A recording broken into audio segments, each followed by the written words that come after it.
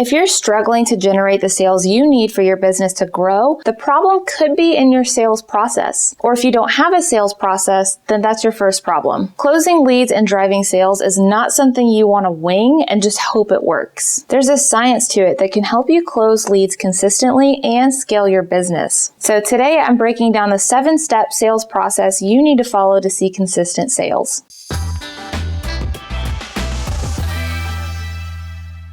What's up, everybody? Welcome back to the channel. I'm Brandy with Life Marketing, the digital marketing agency with a mission to help small businesses grow. Super quick, go ahead and like this video for me, subscribe to the channel, and hit that notification bell so that you don't miss out on any of the videos that we put out weekly to help you grow your business. All right, so if you're not seeing the sales you want, it's likely that you're either not following an effective sales process or you're trying to, but some areas need work. So today I'm going to walk you through my 7-step sales process that, when executed correctly, should help you close leads every time. All right, jumping in with step 1, prospecting. Prospecting is the process of finding your ideal clientele. So this first and foremost means you need to know who your ideal client is, meaning you need to have already created a buyer persona or customer avatar. So if your company doesn't have that yet, you need to stop and watch this video and then come back to me here. But assuming you do know who your ideal customer is, step 1 in the sales process is to find them. Now, there are 3 ways to go about prospecting. You have cold contacts, warm contacts, and warm by association contacts, aka people you don't know, people you do know, and people your satisfied clients know. The way you address each type of lead will vary a little depending on which of those 3 categories they fall into. So that brings us to our second step, preparation and contact. Preparation is where you research everything you can about your lead before speaking with them. And in this step, contacting them just means trying to get that first appointment scheduled. You don't want to sell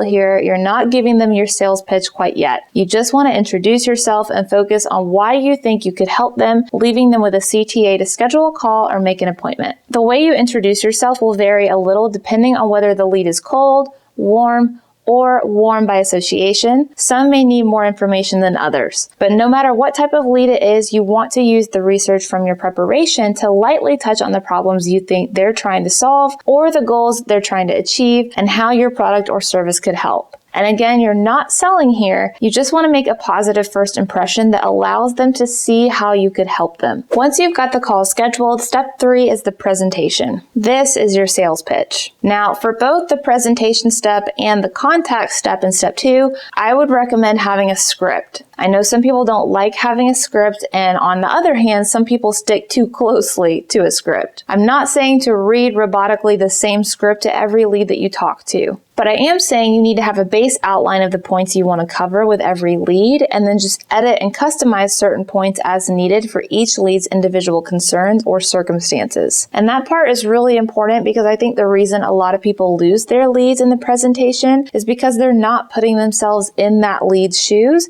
to solve their specific issues. They're just regurgitating the same generic sales pitch to everyone. So if you're just pitching the same presentation every time and failing to take into account what this lead is saying that they need, you're probably not going to close that lead. So make sure you're asking questions and actually hearing the answers. Shed the pressure of saying the right thing and instead listen to their situation and ask yourself, what would you do if you were in their shoes? Whatever that answer is, that's what you need to say in your presentation. Now, this next step could happen in the same call as your presentation, or it could come later depending on the nature of what you're selling and how many phone calls you typically have with a lead. But step 4 is to overcome objections. Again, if you created a buyer persona, you should have at this point already anticipated the different reasons why a lead would tell you no. You need to preemptively overcome those objections before asking for the sale. This is also where a script can help because you can draft bulletproof answers or solutions to some of these objections ahead of time and have them ready to go if a client brings it up on a call. Once you've delivered your sales pitch, answered all of their questions, and addressed any objections they have, it's time for step 5, closing. This is where you ask for the sale. You give them a very clear call to action on what step you want them to take next. Now, depending on the nature of your business, it might make sense to offer them a good, better, and best option. I talk about this in my How to Increase Sales video, which I will link in the description if you want to watch that next as well. But essentially, this means giving the lead a range of options to purchase based on what fits their needs and budget. Your best plan will be the most expensive and therefore should pack the most value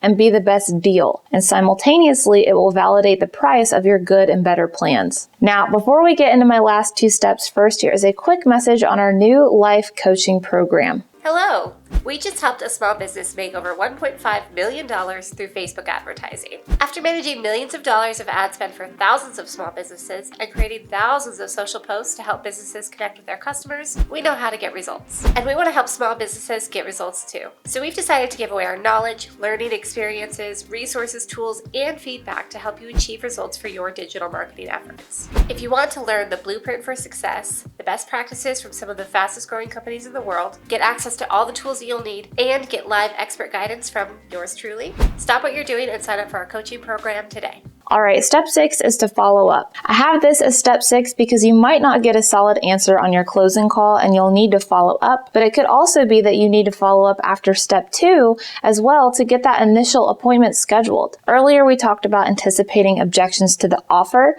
but it's also good to anticipate objections to scheduling phone calls with you. I'm really busy right now, or I can't, I've got too much on my plate right now, can be met with, okay, no problem. How about I give you a call in about 5 months just to touch base with you then? This allows you to sprinkle in a little indifference from Fuji, the sales acronym we've talked about on our channel a few times, fear of loss, urgency, greed factor, and indifference. And it also makes the conversation more realistic and authentic to accommodate their schedule instead of meeting them with a pressuring, salesy attitude. Either way, you want to make sure you're following up with your lead at any point necessary in this process to ensure you keep moving your lead down the sales funnel. All right, and then lastly, step 7 is to maintain the relationship. After your lead becomes a client, the relationship shouldn't end there. You should be checking in with them regularly to make sure they're happy with their product or service from you so as to retain their business. And beyond retention, you should also be maximizing their value by encouraging them to leave 5-star reviews for you and to send referrals your way. Referrals are a super easy and effective way to drive qualified leads for your business, and I talk about how to go about them in my How to Increase Sales video, which again will be linked in the description. So make sure you make the most of each lead you close by maintaining the relationship long after they come on board with you. And that's it. That's my 7-step sales process. So what questions do you have? Leave them for me in the comments and I will get back to you there. Otherwise, that's all I have for you today. Don't forget to like, subscribe, and hit the notification bell before you head out to watch the other videos I mentioned today, and I will see you in the next episode.